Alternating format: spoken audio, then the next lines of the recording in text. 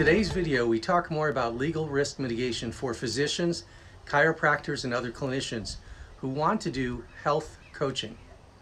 Hi, I'm Michael H. Cohen. I'm founding attorney of the Cohen Healthcare Law Group. We help healthcare industry clients just like you navigate healthcare and FDA legal issues so you can launch or continue to scale your health and wellness product or service. And we've helped hundreds and hundreds and hundreds and hundreds of people. Now, we talked before about a hybrid model in which the physician or chiropractor or psychologist or other clinician serves in a clinical role, providing healthcare services to their patients as a licensee via telemedicine, telehealth, and then has a separate website and practice in which they style themselves a health coach. And in a previous video, we offered a couple of risk mitigation strategies. For example, if licensed as an MD, DC, or otherwise, put a disclaimer on your consent or disclosure forms, as well as your website, which states that even though you hold the licensure in a particular state, state X, you're not licensed in other states, and in those states, you intend to function as a health coach. And to that role, as a health coach, you're going to assert that it does not involve diagnosis or treatment of disease. Now, I call this the Jedi mind trick defense. It goes like this. Repeat after me. These droids are not the ones you're looking for. These droids are not the ones we're looking for.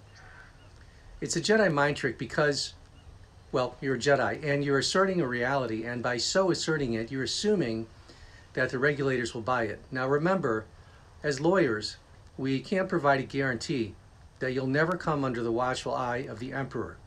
He has a long gaze. He spent a lot of years under the dark side of the Force. So we can't entirely eliminate him.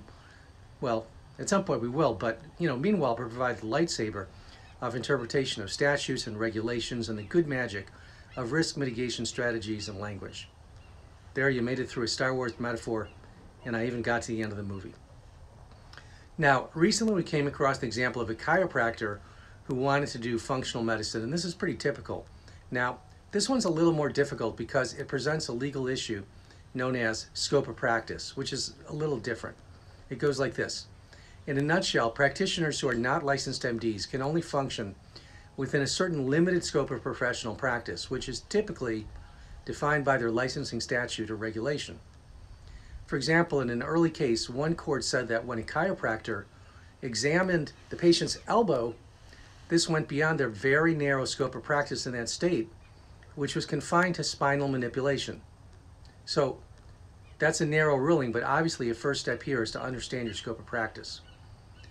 There are scope of practice issues inherent in being a licensed healthcare professional other than a DO or an MD. It just comes with the territory. And so saying on your website that you practice functional medicine if you're not an MD or DO can be tricky.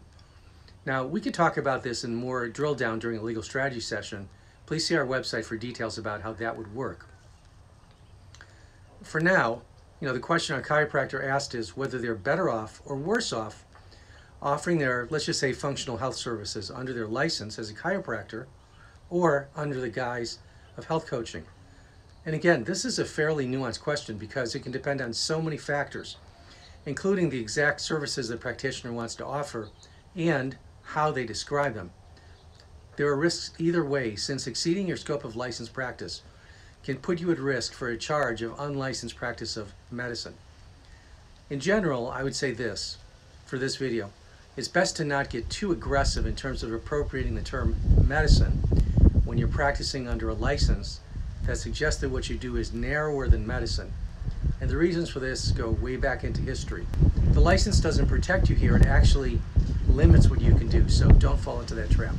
Now, some clients have two websites, one for their professional clinical practice, let's say, for example, psychiatry or geriatric medicine, addiction medicine, another for their coaching practice.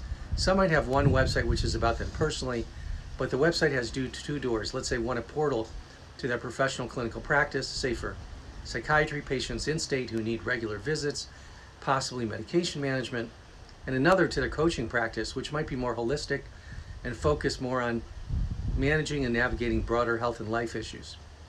Thanks for watching. If you still have questions, click on the link below, cohenhealthcarelaw.com/contact, to send us a message or book an appointment. Here's to the success of your healthcare venture. We look forward to speaking with you soon.